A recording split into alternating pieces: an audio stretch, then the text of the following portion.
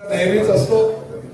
आपल्याला आठवतंय आणि आपल्यापैकी फार जुने काही पत्रकार सुद्धा म्हणजे अंकल तर या ठिकाणी फारच आपल्या सगळ्यांमध्ये सिनियर आहेत. म्हणजे अंकलला आमच्या आधीपासूनचा इतिहास माहिती आहे की पहिल्यांदा ठाणे महानगरपालिकेवर शिवसेनेची सत्ता स्थापन झाली.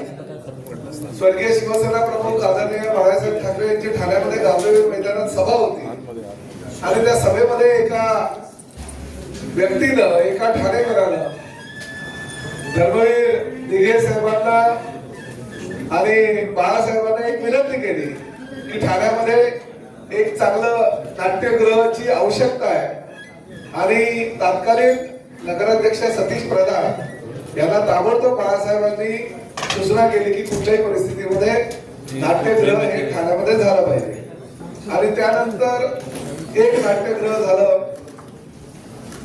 जत्रे साहेब आपले कमिशनर असताना आम्ही सर्वांनी मागणी केली होती की ठाणे झपाट्याला वाढतंय आणि ठाण्याच्या मध्यवर्ती भागामध्ये गडकरी रंगायतदार आहे आणि त्याचबरोबर एक नाट्यगृह अजून ठाण्याच्या हायवेच्या पलीकडे असावं आणि त्यामुळे त्या ठिकाणी नंतर एकनाथ शिंदे साहेबांनी आणि आम्ही सगळ्यांनी मिळून काशीनाथ घाणेकर नाट्यगृहाची निर्मिती केली. ती पण महापालिकेचा एकही रुपया खर्च न करता डेव्हलपर्सच्या कन्स्ट्रक्शन TDR या धोरणातून आणि हिरानंदानी डेव्हलपरकडनं ते आम्ही नाट्यगृह बनवून घेतलं.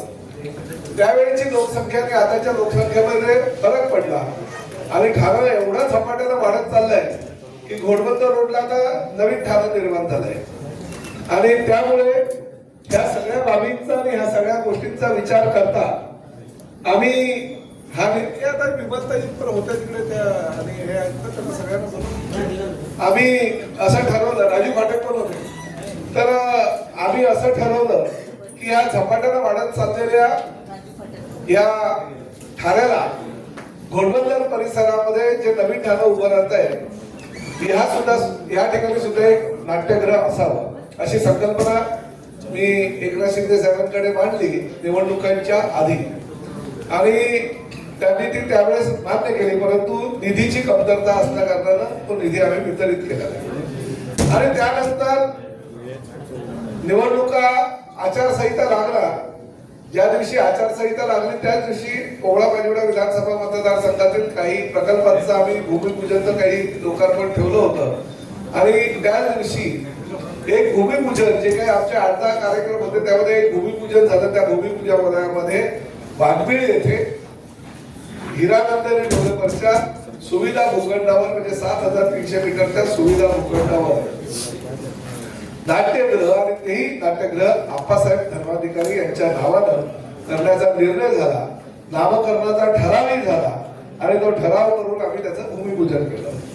परंतु नंतर मग महापालिकेच्या निवडणुका लागल्या आणि निवडणुकांमध्ये कालावधी गेला, डिझाईन वगैरे जे होतं त्यामध्ये थोडासा वेळ गेला.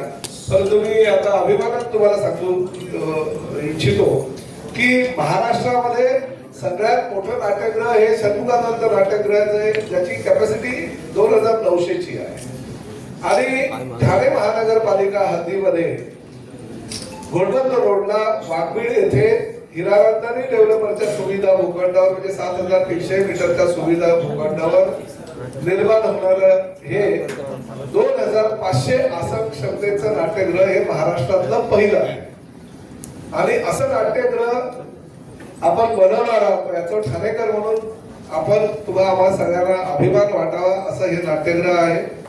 त्या नाट्यगृहाची कॅपॅसिटी जवळजवळ 1,600 जी आहे ती तळ मजल्यावर, साधारणतः 400 ते 450 पहिल्या मजल्यावर आणि दुसऱ्या मजल्यावर सुद्धा तेवढीच म्हणजे 2,500 आसन. आता 2,400 बसलेला आहे बरोबर. हे आमचे आर्किटेक्ट आहेत पुण्याचे आणि संकल्पचित्र वगैरे त्याचं प्रेझेंटेशन ते करतील. परंतु 2,500चं हे नाट्यगृह आहे.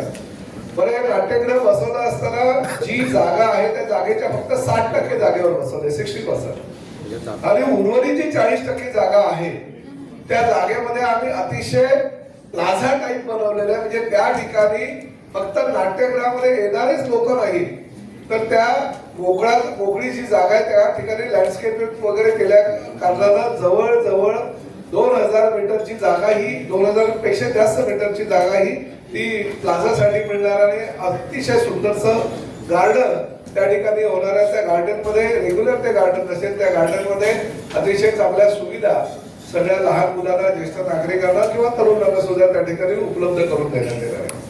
त्यामुळे घोडबंदर रोड वाढत चाललेले आता या ठिकाणी जे नाट्यासाठी येतील जवळजवळ 2,500 आसन क्षमता आहे. म्हणजे गाड्या सुद्धा फार मोठ्या प्रमाणात येतील.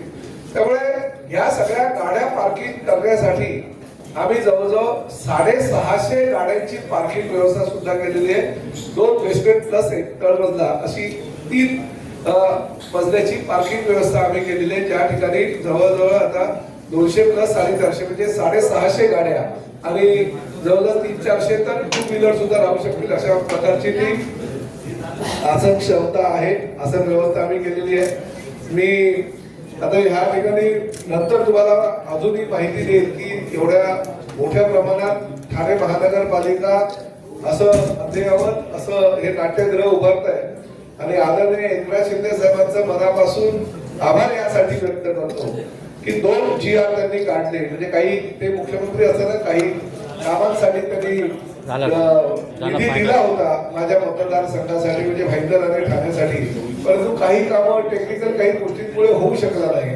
तर जवळजवळ 138 कोटी रुपयाचा GR काल राज्य शासनाच्या माध्यमातून काढण्यात आला आणि 138 कोटी रुपये या प्रकल्पासाठी राज्य शासन ठाणे महानगरपालिकेला देण्याचा GR काल प्रदर्शित झाला.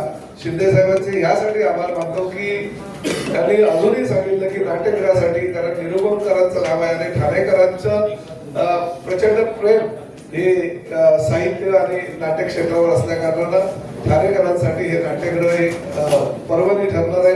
त्यामुळे एकनाथ शिंदे साहेबांचे आभार मानून भविष्यामध्ये सुद्धा या नाट्यगृहासाठी अजूनही काही निधी लागला तर ती निधी देण्याची तयारी सुद्धा त्यांनी दर्शवली आहे. परंतु 138 कोटी रुपये मात्र शासनाने अरे संजय किती 137 की 38 138 कोटी रुपयाचा निधी कालच राज्य शासनाच्या माध्यमातून GR आलेले म्हणजे 2 GR आलेत. एक पहिला GR किती कोटीचा होता?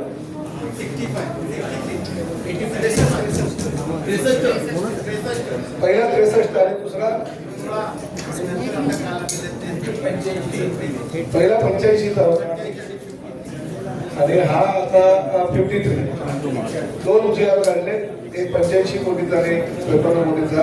त्यामुळे या GR झालेले असल्या कारणानं आता निविदा प्रक्रिया सुरू होईल आणि लवकरच त्या नाट्यगृहाचं काम पूर्ण होईल आणि हे नाट्यगृहाचं काम साधारणतः 3 वर्षामध्ये पूर्ण करणार आहे. मी वाघमारे साहेबांना विनंती करेन की त्यांनी ह्या ठिकाणचं नाट्यगृहाचं जे प्रेझेंटेशन आहे ते करावं. जरा लाईट बंद करा रे.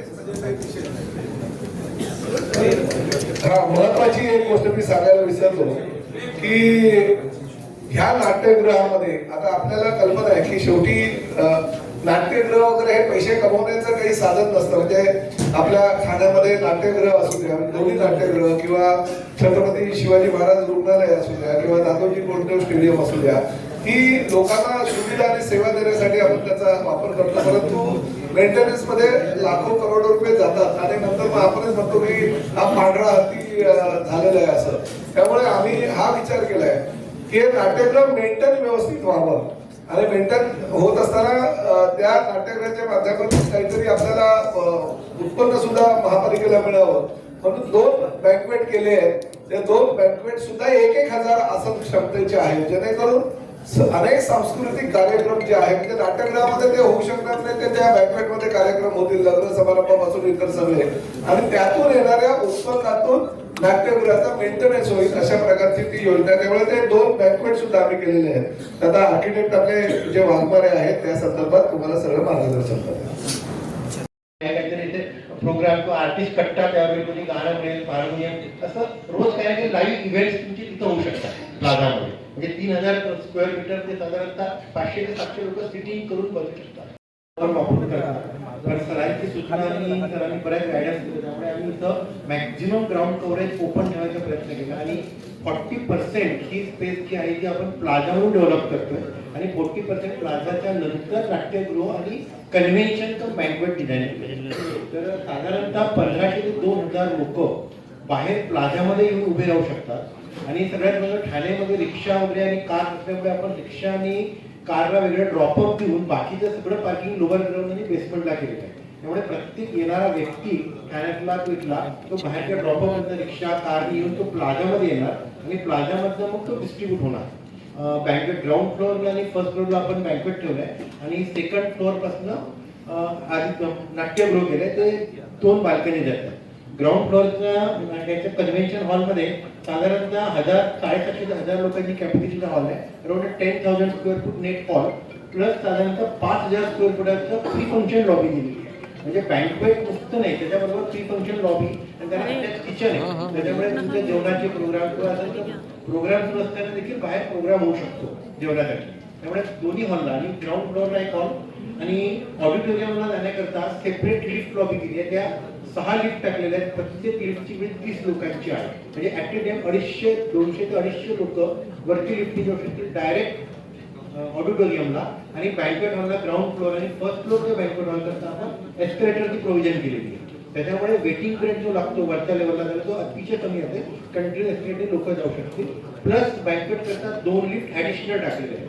त्यामुळे टोटल जर का व्हर्टिकल ट्रान्सपोर्टेशन केलं तर मॅनेजमेंटच्या दृष्टीने आपल्याला अख्खा 200-2,500 लोकांची नाट्यगृह 15 ते 20 मिनिटात लोक आपली वरती जाऊ शकतात. त्याप्रमाणे सगळं प्लॅनिंग केलेलं आहे. लोअर ग्राउंडला आपण ड्रॉपअप कारला देखील आपण प्रॉपर ड्रॉपअप केलं. म्हणजे कुठे गेलो की आपण नुसतं पार्किंग नाही, म्हणजे तुम्ही कारने आला फॅमिली जर का आली तर फॅमिली कारने येताना की ड्रॉपअप म्हणजे फॅमिली उतरणार आणि घरातला माणूस जो असतो तो काही पार्किंग लॉटला नाही. तर आपण लोअर ग्राउंडला प्रॉपर ड्रॉपअप केलंय. ड्रॉपअप मधून वरती यायला लिफ्ट लॉबी आहे आणि ग्राउंड फ्लोअरला प्लाझाला देखील लोक मग डिस्ट्रीब्यूट होतात. आणि 2 लेवलचं बेसमेंट आहे. आता साधारण 650 कारचं आपण टोटल पार्किंग प्रोव्हाइड केलेलं आहे आणि 250 ते 300 टू व्हीलर्स बसतात.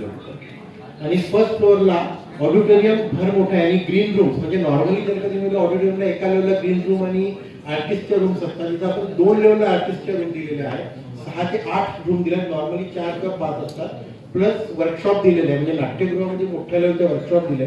वरच्या लेवलला असल्यामुळे आपण लिफ्ट 3 मीटर बाय 3 मीटर म्हणजे व्हेक्युलर लिफ्ट प्रोव्हाइड केली. याच्यामध्ये एक सूचना मी त्यांना केली.